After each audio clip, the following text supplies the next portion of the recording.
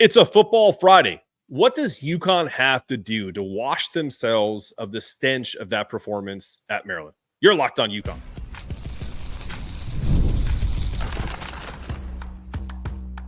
You are Locked On UConn, your daily podcast on the UConn Huskies, part of the Locked On Podcast Network, your team every day. Welcome to Locked On UConn. Thanks for making us your first listen every day. We are free and available wherever you get your podcasts. And don't forget to check us out on YouTube, part of the Locked On Podcast Network, your team every day. Before we dive into today's show, I want to start with a couple announcements. First, a huge thank you to everyone for your continued support, especially my everydayers. It truly means the world to me. I'm excited to share that Locked On UConn is now officially donating 10% of our podcast revenue to Bleeding Blue for Good NIL. So when you support this show, you're directly supporting the UConn Athletic Department and helping our athletes thrive. With that said, how can one help? One may ask, right? By subscribing to our YouTube channel, following us on Apple, Spotify, wherever you get your podcasts, looking at some of the advertisements, adding more revenue to the podcast only goes to 10% of that goes to Bleeding Blue for Good and the NIL Collective. Every bit of support counts, and we truly appreciate you helping grow the Locked On UConn community. Today's episode is brought to you by Game Time. Download the Game Time app, create an account, and use the code LOCKEDONCollege for $20 off your first purchase. Well, as we do on Football Fridays, we bring in the boys from the TNT College Football Podcast. Let's get Pete and Bobby in here right now. Let's unmute their mics and bring them on the floor. Bobby, Pete, what does UConn have to do to kind of get themselves out of that performance from Maryland? Do you sit there and like, I'll go to Pete first. You've been in Bobby, I know you've coached before, but as specific to a player, do you watch this film? Do you correct it? Like, what's the old adage? Like, do you just like kind of flush it, or like, I don't know what your philosophy is, but it was tough to watch. Hell yeah, you watch it, because obviously you didn't perform to the standard that you expected, the coaches expected, the fans expected. That wasn't the debut you wanted as a player, certainly not as a coach. And so, yeah, you have to take your medicine a little bit and go over every little nuanced detail with a fine-tooth comb to see what you did right, if anything, what you could have done better, and have to move forward, because you have 11 more of these opportunities to have to play through, and you got nothing to do but go up. So yeah, you definitely look at this film, and I pretty much am confident they've seen what everybody else saw on TV. Yeah. So yeah. Now, granted, I watched Coach Moore's presser, I think earlier today. Mm-hmm. And I don't think he was wrong in any of his analysis in terms of tackling, in terms of the differences between the scout team and what you see during the game, particularly with this kind of opponent. My instinct told me, even though I was full of hopium last week, based off of what I saw their last game against Auburn, that last bowl game, I had a sneaky feeling this could be one of the results, because that team was damn good at the end of the season last year and was damn good the other day. So, yeah, you have to take your medicine, lick your wounds, and move forward. Bobby, there was a lot of good college football last week. This game was not one of them. But each one of these games has reactions from coaches. And we saw Jim Mora's, Pete alluded to it.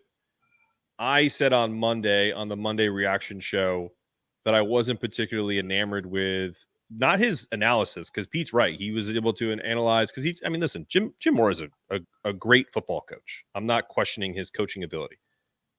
But what I will question is, or ask this question. You saw Brian Kelly, who I'm not a big fan of, by the way, just like hammer the table down and is pissed off about his team's performance. Basically throw his team under the bus, right?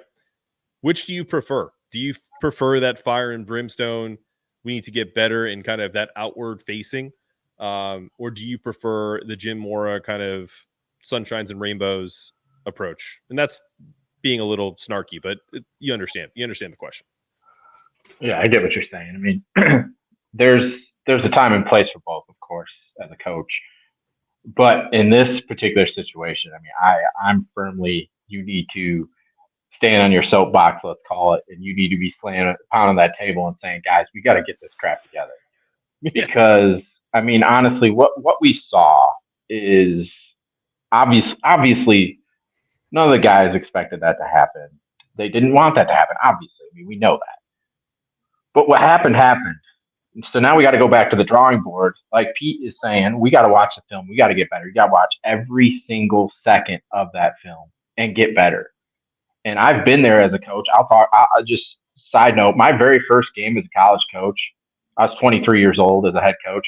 We lost in this type of fashion against the number one team in the country. The very next game we came back and we won handily because I looked at my players and I said, guys or girls, because I coached women's basketball, this, and this has to change. And they went and changed that, albeit against an opponent who wasn't as good as the number one team in the country. But at the same time, they took the same way that I firmly believe that our guys are going to do this because I think we have a good coaching staff who's going to get on them, who's going to hold them accountable to this. And I think you're going to see us respond in a better way this coming week. We almost have to. Right. This is to both you. Pete, you go first on this. What do you do if you're Jim Mora, just from an operations standpoint, to forget about we've watched the film. You guys both have talked about it. We're analyzing it all. We have a game plan. What do you what are you specifically telling your players in practice? Are you challenging them? Are you literally, this isn't I grew up in the 90s, 80s, 90s. So I don't think anyone's going to be challenging anyone's manhood. That's not a thing anymore, but what are we doing to kind of challenge these kids to not give up? The biggest stat that I saw was that Maryland had 237 yards of yards after catch. Most of those throws were 4 and 6 yard digs or screens that went for 75, 48 yards, big chunks. So what is it? Desire? Is it technique? Is it a little bit of both? I'm curious. What do you guys think? It's all the above. And a very famous coach in Pittsburgh once said, the standard is the standard. You can work all you want in the offseason, in the weight room, with preseason practices, but results are what count. You didn't get them down. You're going to have, and I think they had a very clear wake-up call for this defense of what it does. You're going to be in a lot of one-on-one situations in the 3-3-5, especially as the defensive back, making one-on-one tackles. It is designed to plug up holes, make people bounce to you, especially at the defensive back, especially at those dog safety positions. You have to be great tacklers, not good tacklers, great tacklers. And you're asking that of a unit that, quite frankly, struggled with that last year. And there's still some young guys that, quite frankly, with the coaching background I have, they're still tackling as if they feel, and even some linebackers, that they can just lean into somebody and they're going to fall down. No, sir. You got to follow the Ronnie Lott rules and hit 3 people past your target to get somebody down. You got to treat everyone like that.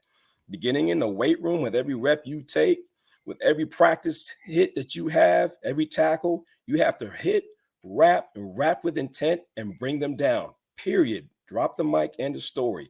They weren't ready to do that. We'll see how ready they are to do that this game. Bobby, to you. I firmly agree with what Pete's saying. I mean, like Pete said, the 3-3-5, I know Husky fans were hesitant about this defense coming in because of the history with it. And maybe an opponent like Maryland isn't the best team to play coming out against in that new system, but it's what we had. And it comes down to exactly what Pete's saying. You have to tackle in the correct fashion. Pete's a perfect example of this as a former player. Just everything that he did as a player, he fits the bill of this. So Pete is the perfect person to explain this and tell us, like, hey, you got to go get them, like that Ronnie mindset that Pete was just saying. So I don't really think there's much I can add to that other than the fact that they just have to go do it now. Well, we're going to talk about what this next week will bring coming up in a minute, but you're right. I don't want to make Pete mad. He got me he kind of scared me there a little bit with that last segment. I feel like he can come through the screen and take me down. So before Pete tackles me on this next segment, let's talk about where do we go from here with our upcoming opponent, Merrimack, coming up, and let's pay some bills after this.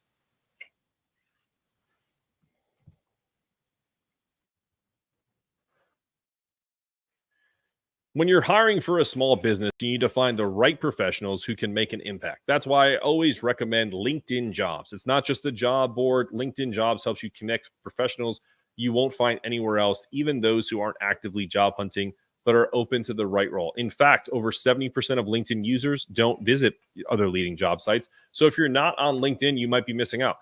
And the best part, 86% of small businesses get a qualified candidate within just 24 hours. So hire like a professional with LinkedIn. Post your job for free at linkedin.com/lockedoncollege. Terms and conditions apply.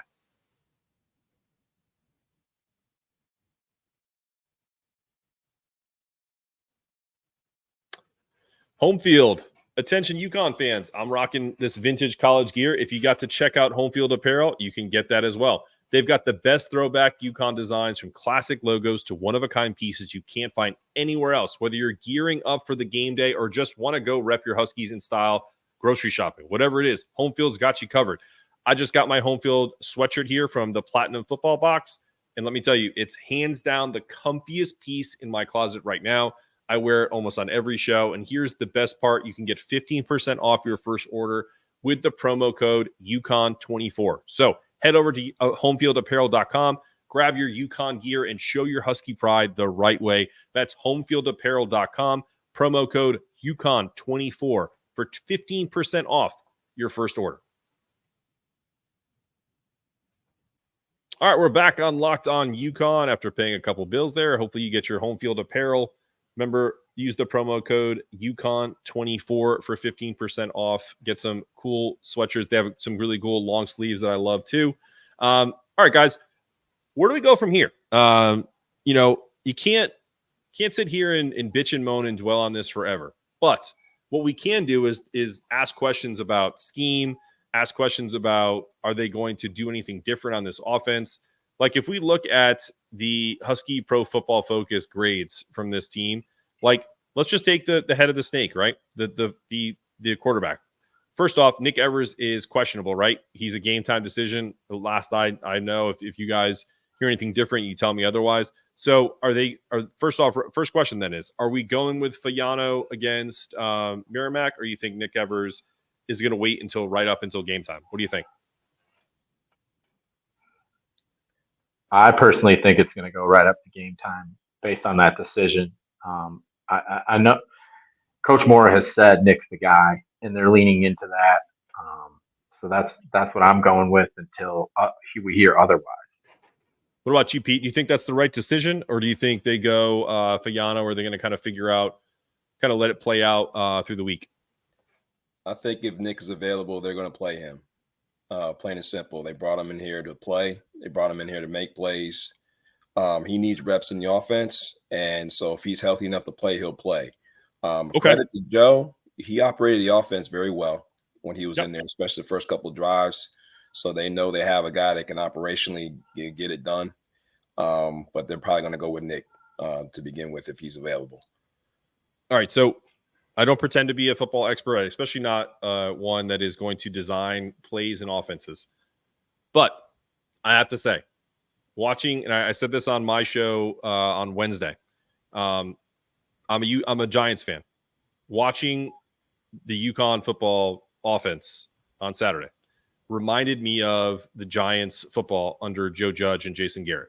And unimaginative, no easy throws for the quarterback. Even when the quarterback has time, there's no outlets for quick passes to kind of, like we talked about. We needed sustained drives. We needed to keep the ball away from Maryland. What are we going to see from this offense if Nick does play? Are they going to unleash him on Merrimack, or are we going to see the same kind of conservative play calling?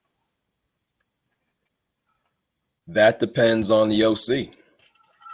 Your offense is only going to be as good as the mind calling it. I think it's very clear to me we have pieces. Sure. We have very good pieces, particularly wide receiver core. And I'll dare say to the point where we may have to really consider, instead of making the running backs and the offensive line the linchpin, to start putting the ball in the playmakers that we have out there and see what they can do. Because Skyler Bell, Mr. Boogie Down from the Bronx, did his thing. He was that alpha dog we talked about last week that stood out, and no matter what they tried to do, he made plays. Get him the ball. TJ Sheffield, when he got open, scored. Get him the ball. Ezra Anderson, hold on to the football. I can see you can get open. Get him the ball. So I think that would open up the running backs and the offensive line a little bit more to create bigger holes, because everyone knows we're not passing the ball unless we have to. And I think that's a detriment to the weapons that we have. We have to get more open. I want to say creative, but more open and getting the rock out to those guys, not just by chucking it outside and letting them run, but we got to be more creative with sets, formations, numbers to one side, motioning to the other, motioning the backs to one side or the other, to get the defense to hesitate just enough to open up bubbles in that defense, to exploit it coverage-wise in the passing game, and with the offensive, with the defensive line and front seven alignments in the run game. Yeah, and I'm going to kick it to Bobby here, but my that's a great answer. But my meaning by open it up is, I'm not talking about flea flickers and crap like that, because we saw that and that wasn't working. Like, I don't want them to. I'm not talking about reverses. I'm talking about simple RPO options where the quarterback can make these decisions. I saw a great play with Oklahoma against Temple, and Temple's a common opponent, where they slipped out at tight end almost like last minute. That was like a seam over the middle, but they had a receiver out wide, split out wide, and they also had a receiver kind of taking the safety away and doing a cross towards the goal line. But that safety was able to, that tight end was able to slip for a touchdown. And these are the type of plays that you brought Nick Evers in to do, is to create these RPO options where he can take it and run if they hold back on it, or if they come up on him, he tosses it over for the tight end. Are we going to see some innovative things on top of this? I agree with you. We have guys in TJ Sherfield and Skyler Bell have 20 touchdowns between them in the Big Ten. There needs to be the ball in their hands more often, but are we going to see them open it up? And if not, are we seriously going to start questioning who's calling the plays here? And maybe Mora has to take the reins of that. Bobby, your thoughts? Well, first part, I want to add, Skyler Bell was second nationally among transfer wide receivers in yardage from the game this past week at 151 yards off of 6 catches. So obviously we have something there. To answer your question though, Mark, I will say it was game one in a new system. I would hope that we are going to have more wrinkles coming out this week and as we continue into the next couple weeks of the season. As Pete said, I firmly believe that we need to lean on those wide receivers because we got some good ones. I mean, the 2 or 3 that we've mentioned can be some real game changers here. I do think that we need to run the ball obviously more effectively than we did in the last game, but we have to find a way, like you're saying, Mark, to utilize some of those wrinkles and some of those players that we have to get them in space and get them into places where they can be successful. Yeah, I just want to see Nick Evers have a couple of, he didn't have a guy catch a ball for him, I think, until almost the second quarter. There shouldn't be this. They weren't playing the 85 Bears, guys. I mean, Maryland's defense is okay. It's not great. To not be able to kind of create simple matchup issues is an indictment on the play calling, not the decision making of the quarterback, because he didn't get a lot of help from his receivers, as you mentioned. Ezra Anderson missed some easy catches. Didn't really get a lot of help from his guys, other than Skyler Bell, other than Sherfield when he caught that cross route, where that was a great play where they got him open. and that was Fagnano delivering the pass. So it's just a frustrating thing when I know that there are offenses out there that aren't top level, Power 5 teams that are still putting up points, and yet we're here trying to what was Nick? If we look at his pro football grades, he only threw, these are straight numbers. He was 0 for 1 for 20 or over a 20 plus throw on the outside left. Between the numbers, he didn't attempt to pass. Outside right was the completion to Skyler Bell for 37 yards. Everything else was under 10 yards. Everything. So they didn't open him up at all. And the little stuff, let's get more of that so we can get those matchup issues with or deficiencies there with Skyler Bell. So that's what I was really hoping to see, and we saw none of it. Merrimack, not a big time offense or big time defense. They lost 21-6 against Air Force. Pete, what should the game plan be for this team that we're facing? Let's just say Nick is good to go, and you guys both think that if he's healthy, he's going to play. What should we expect going into this game on Saturday? Expect a gritty team to come attack them. And I would disagree with you with Merrimack on defense because they are on their level a formidable team that returns quite a few players on defense. They led the entirety of college football in third down efficiency on defense. Offense has only converted about 22.8% of third downs against that defense last year.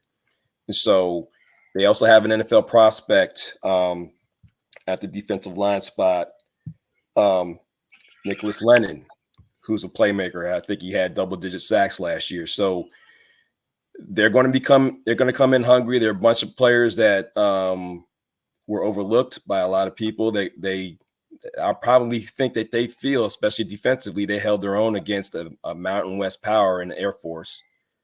And they're going to come in here thinking, well, this is the 112th rated team in the country. We're definitely going to be able to handle that. We're going to go and come and win the game. So you want to win the game, attack these suckers, pound them in the mouth, and let them know whose field and whose house they're in early, often, repeatedly, and beat them until there's 0-0-0 in the fourth quarter. That's how you beat this team. Before I go to Bobby, like, listen, I get it, Pete. Like, I'm not taking anything away from them, but if you look at their record, they were 5-6 in the FCS. I'm sure that they're at their level. They hold their own. I used to get when I watched or covered mid-major basketball, there are certain teams that can compete with high majors. Merrimack should not be one of them. Let's just put it that way. Like UConn, if UConn wants to be considered a serious program, everything you just said is true, but they need to dominate this team from jump. We talked about this pre-show. This can't be a 17-13 game. It can't even be a 21-6 game like what happened with Air Force. Like if they beat them 21-6, cool. We scored 3 touchdowns. We held them to no touchdowns. But I fully expect and fully want this UConn team to show out and trounce this team, physically overpower them. Is that possible, Bobby, or am I just talking out of turn?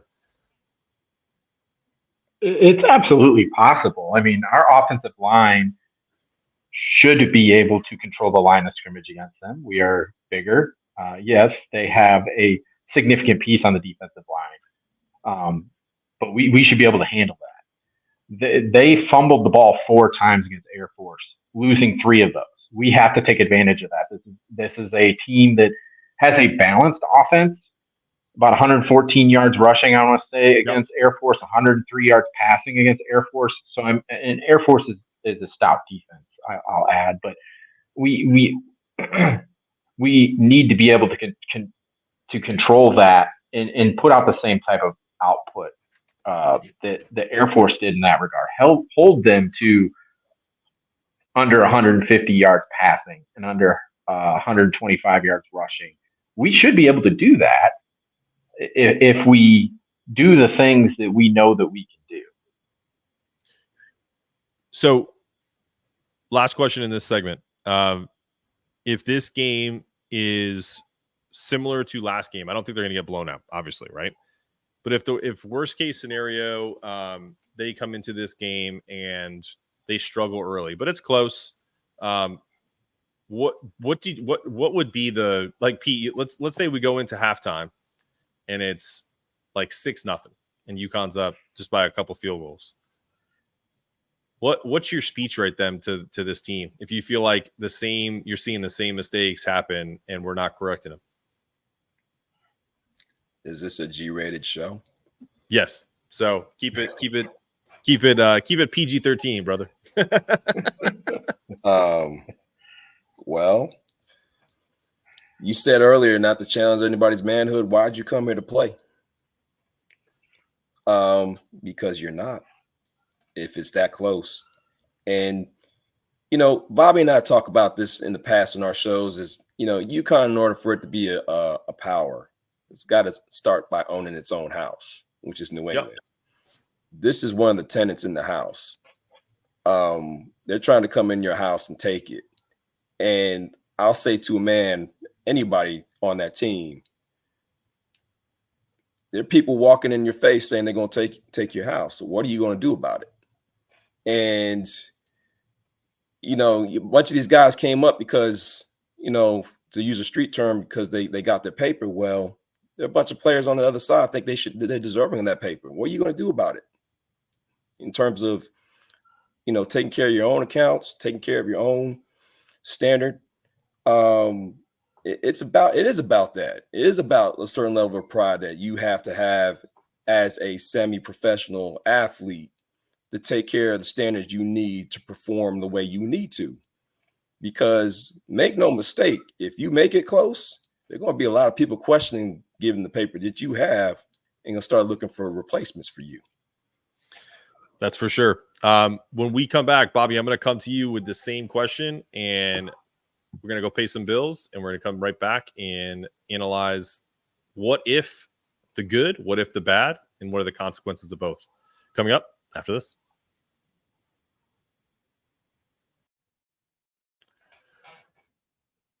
UConn fans, if you're looking for last-minute tickets to catch the Huskies in action, then you got to check Game Time app. Even though you're probably not going to have trouble getting tickets to this game, it's the fastest and easiest way to score tickets for sporting events, concerts, and more, even right up to the day of the game. Lowest price guaranteed, incredible deals on last-minute seats. You'll never miss out. Plus, with our special promo code LOCKEDONCollege, you can get $20 off your first purchase. So download the Game Time app, snag your tickets, and use the promo code LOCKEDONCollege to save $20 off. Trust me, Game Time's got your back for all UConn game day needs.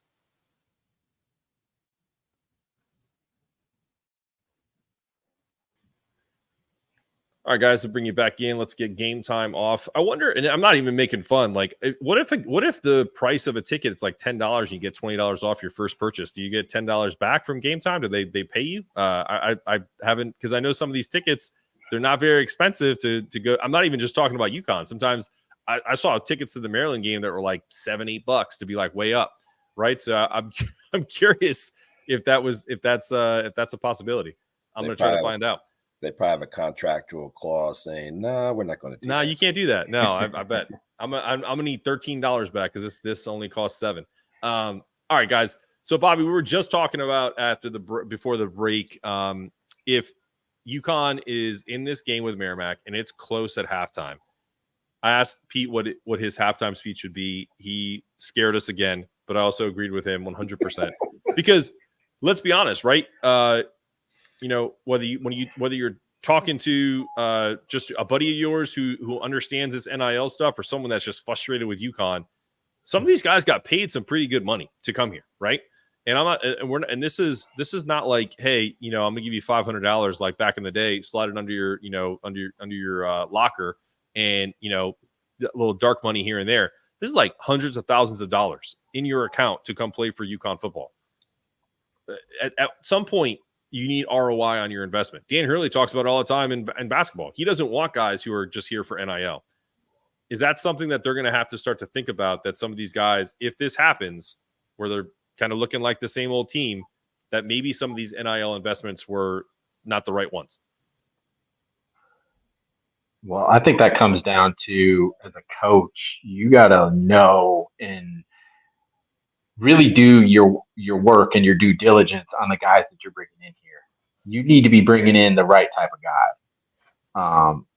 And I'm not going to question if we've done that this year. It's too early Definitely to too say early. that. But remember, we're playing a hypothetical game. If it's close at halftime, what do some of those thoughts creep into your head? You're a coach. Would you feel that way? I mean, it would cross your mind, that's for sure. I mean, you definitely. I think it comes down to more so you're questioning yourself as a coach. Then, if I'm putting myself in my coaching perspective at that point, Sure. I'm questioning myself as a coach. Like, hey, what did I do wrong here? And really looking in the mirror. And I guess I'll say it. I mean, we definitely have some that need to do that. We got some guys that need to look in the mirror, obviously players, but at the same time, coaches as well. Look yourself in the mirror and say, what am I doing to not only better myself, better this program and everyone involved. I think that's how I would look at it personally. But at the same time, like if we're only up 6-0 at halftime, I'm slamming the table and saying, "Get your crap together."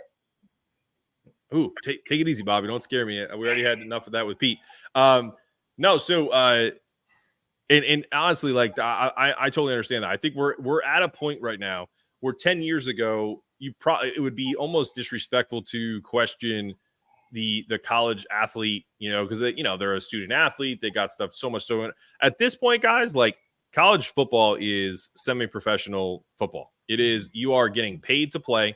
You do have to balance the same stuff that probably Pete had to balance when he was there and when I was in school. But I'm sure Pete would have liked to have made $100,000 to go play, cornerback or safety for the Huskies. So you owe it to the players that came before you to kind of be accountable for your own actions and how you play.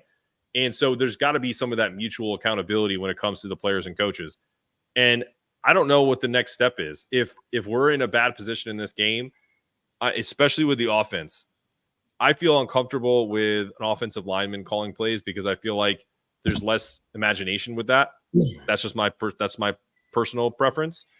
Pete, I'm going to come to you with the positive side.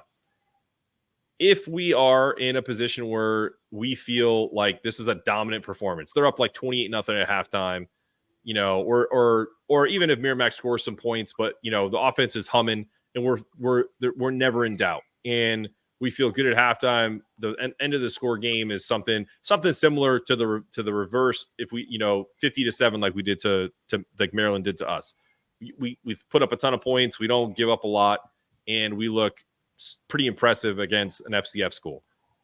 Do you think all is right in the world, or you feel like it's just one step and like we're just trying? I think I know your answer, but I'm curious your thoughts. I'll say we're where we're supposed to be. Yeah. With that particular game, I don't necessarily disagree with you in terms of your viewpoint with offensive lineman-minded coaches and how they call the game, but they do see things a little differently than maybe a wide receiver or a former quarterback or a running back. Sure. So they're more confident in the little nuance they see, in the bubbles that their offensive line can make in terms of certain alignments along the offensive line, what kind of gaps they can create along the front. And I trust that, Gordon can do that job. It's like you said, it's just got to be complemented with some more wide open kind of calls. Like, part of this offense that still drives me crazy is the speed option, and it's not worked in the 3 years we've run it. Yet you see other teams, in order to get to the perimeter, which that play was originally designed for, before all the defenses got their speed on their units and caught up to it. A lot of the spread offenses adapt by doing run pass options with swing routes, with motion, with fly motion and things like that. So why we don't do that, especially with the players that we have now on the perimeter, boggles my mind. If you want to get speed out in the perimeter, stop relying on the running backs and get your receivers out on, quicker passes to do so. Yep. Now, granted, some of the calls that Gordon did make in the passing game, Nick has to execute better. He was a tad late in a couple of his plays and I agree passes, which is why, some of those balls were deflected. He's got to be a little bit more crisp with his reads and faster. So, coaches are putting them in a position to succeed. Players got to execute. Your thoughts, Bobby? If we're in a positive position come Saturday afternoon and we're DMing back and forth and we're in a good spot here, at the end of the game, we win big. How do you feel about this team? As a fan, I feel good. But putting myself in the coaching perspective, I agree with Pete. We're right. You're where you need to be. You took care of business against a team that you're better than. You did what you're supposed to do. Yes, you feel good about it, as you should. It's hard to win football games, and you should feel a certain type of way when you do get a victory. At the same time, now you got to go get ready and play against Duke the following week. Another Power 4 opponent who's going to come out and punch you in the mouth. So you got to take the really positive things that happen from this game and carry it over to the next week against a Duke team who looked like they had some issues in their week 1 game. So that yes, as fans, we feel much better. We do, if that's the case. And I know we're hoping that it is. But putting it from the coaching and player perspective, it's a stepping stone, another piece to the puzzle. Before we get out of here, we didn't get into too many specifics today, and I think that was by design. I really wanted Husky fans to hear this show and understand the frustrations of folks like the three of us. I think we speak for most fans, maybe not all of them, but it's one of those things where it is. I think sometimes you need to do a show like this and not go, "Hey, we're going to break down the X's and O's," because there wasn't much X's and O's to break down in that Maryland game. Okay, so what I do want you guys to do is I'm going to go to Pete first. Give me one player. You've already talked about the defensive lineman. That's an NFL prospect. What's one player outside of Skyler Bell that you want to see have a kind of a breakout game for UConn, offense or defense? Just one.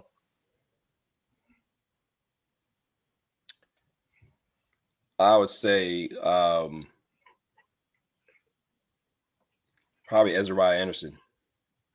He had 2 opportunities to get in the flow of the game, dropped them both, but he clearly got open. One was on a curl route, and the other one was he toasted 2 Maryland players deep. Showed a lot more speed than I thought for a big guy like himself. And so I'd like to see him get more involved with the game. Defensively, a guy that kept popping that was a positive that I thought, brought the energy I was talking about was Lee Millett. Mm-hmm. Lee Millett brought the wood on some folks, when he got to the ball carrier, and I thought he kind of did a pretty decent job. I would like to see all 11 play like that. But, those 2 will probably stick in my mind to see what kind of games that they have this game. How about you, Bobby? I'm going to focus on a unit of the defense. The linebacker unit was very, very poor. I think I'm putting it nicely. The tackling was atrocious.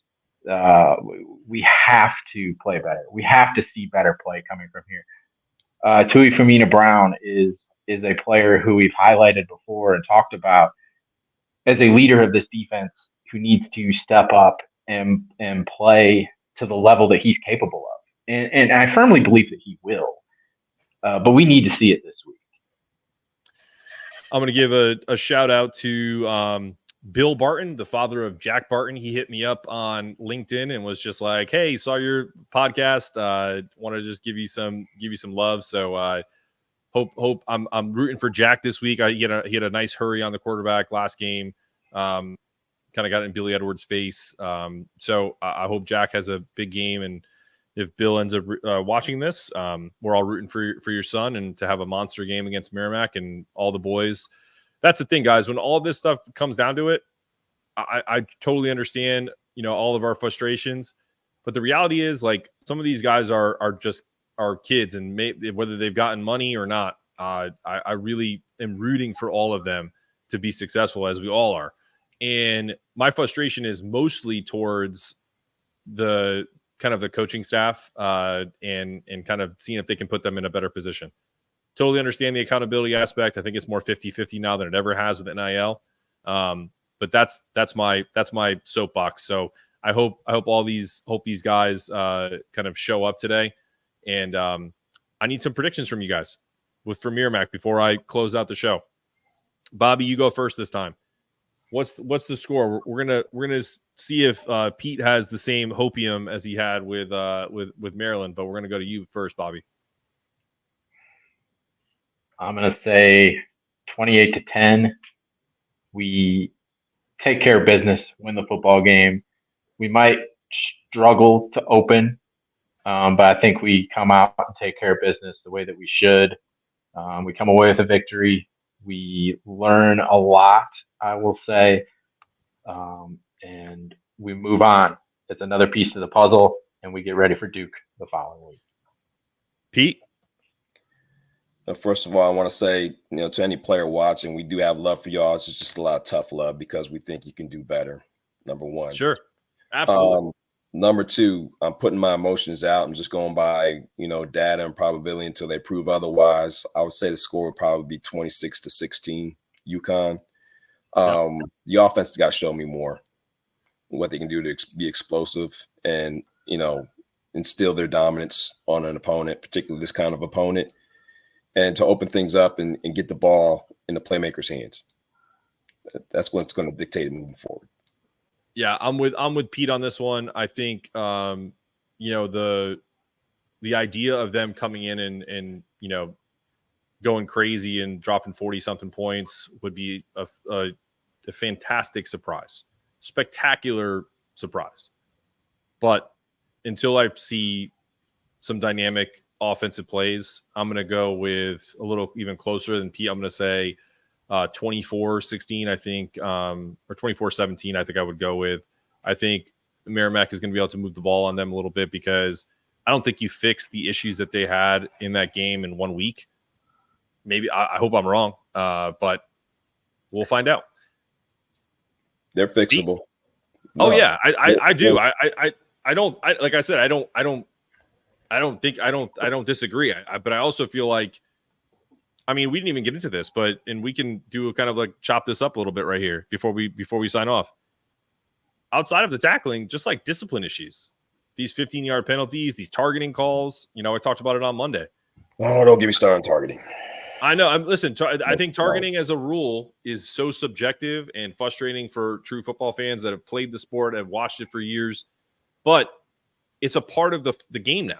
It just is. And there are some tough ones. The last call was a tougher one, but the reality is that, you can't go into this game with playing undisciplined football, and the tackling aspect comes into play. You just can't lead with your helmet, and you can't be forearming guys in the head. And it's just, it just is what it is, man. That's true. I actually talked to an officiating friend of mine, and the answer is pretty simple. If you maintain or look like you're maintaining proper form, you're not going to get called. So right. There's got to be a mechanical discipline practice with each player to make sure you're in some kind of form, particularly if you're dealing with the quarterback. Now, my opinion is they got to redefine what giving themselves up means, because I agree with that also 100%. Some of these players engage sliding way too late. If people did not have helmets and they're trying to protect themselves, there's no way they would engage a slide that late to protect themselves. So if you're going to take that criteria and judge a defensive player and their ability to control themselves with helmets on, full contact, you have to give the same onus to the player initiating a give up context in that play. My opinion. Don't disagree with that at all. It just is the overall theme of this podcast, of the UConn football as a whole right now, is undisciplined, lack of tackling, inability to get open, and then when they do get open, not catching the ball. So all of that comes down to mental. It's a mentality that needs to happen, that needs to change. Yeah, I think we all are in agreement there. Of course, thank you for listening to Locked On as your first listen of the day, Locked On UConn. But for your second listen, go check out Locked On College Football Podcast, from NIL deals to never-ending conference realignment rumors. Spencer McLaughlin gets you ready for an exciting season on the gridiron. You can find the link to Locked On College Football in the description. So there is no need to search. Part of Locked On College Podcast Network. Locked On College Football is there for your team every day.